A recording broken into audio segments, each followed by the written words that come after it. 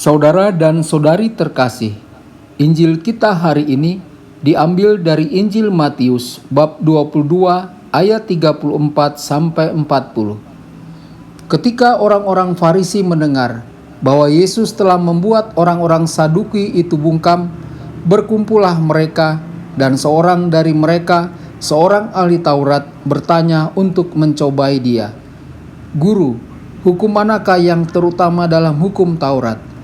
Jawab Yesus kepadanya, "Kasihilah Tuhan Allahmu dengan segenap hatimu, dan dengan segenap jiwamu, dan dengan segenap akal budimu. Itulah hukum yang terutama dan yang pertama.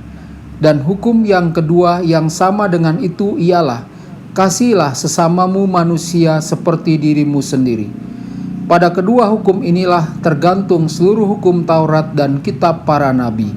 Berbahagialah orang yang mendengarkan sabda Tuhan dan tekun melaksanakannya. Sabdamu adalah jalan, kebenaran dan hidup kami."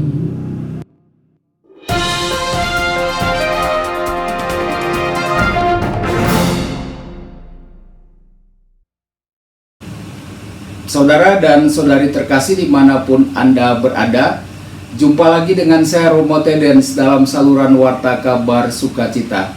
Semoga Anda semua tetap dalam keadaan sehat dan bahagia. Injil kita di minggu biasa ke-30 ini diambil dari Injil Matius bab 22 ayat 34 sampai 40. Yesus berada di Yerusalem, tepatnya berada di Bait Suci.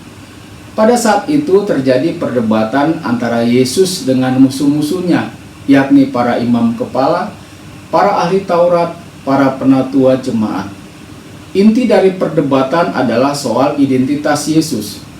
Saudara dan saudari, setelah orang-orang Saduki dibungkam oleh Yesus, orang-orang Farisi mengajukan pertanyaan untuk mencobai Yesus.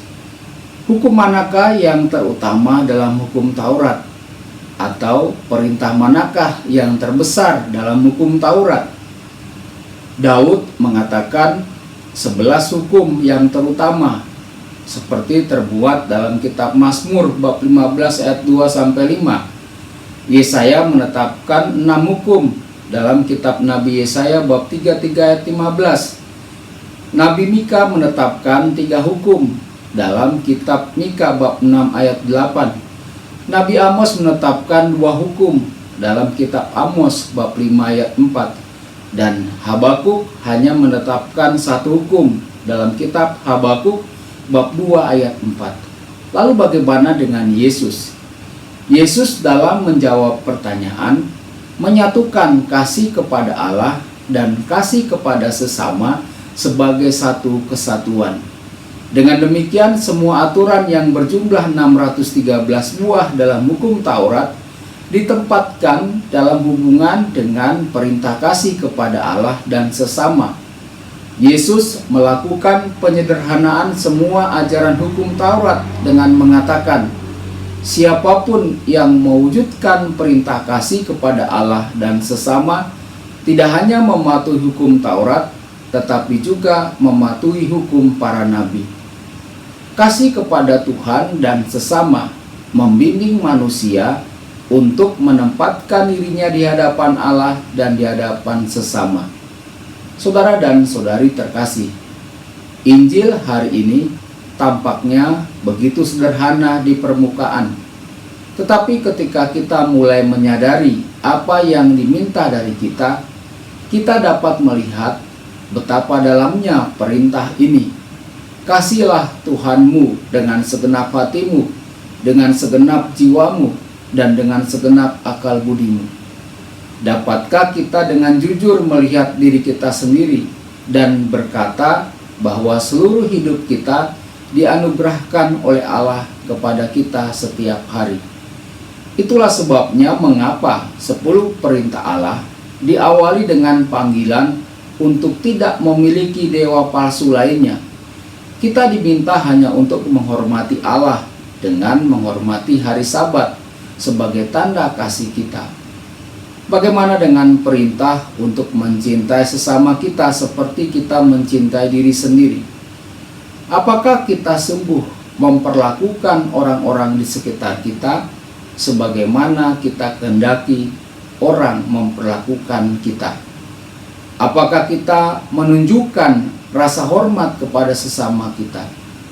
Ketika kita melihat perintah-perintah untuk jangan membunuh, jangan mencuri, jangan berbohong, jangan iri hati, apakah kita menyadari panggilan kita untuk menghormati setiap aspek kehidupan sesama kita? Saudara dan saudari, refleksi pribadi bagi kita. Apakah cinta kepada Allah dan sesama hanya bersifat sentimental belaka? Kita diciptakan Allah karena cintanya. Bagaimana kita menghidupi cintanya dalam hidup kita sehari-hari? Tuhan memberkati Anda semua. Sabda Allah adalah kebenaran. Sabda Allah adalah kehidupan. Mari kita mencintainya, mari kita menghayatinya. Ya Tuhan yang ku muliakan, sabdamu angkat resahku.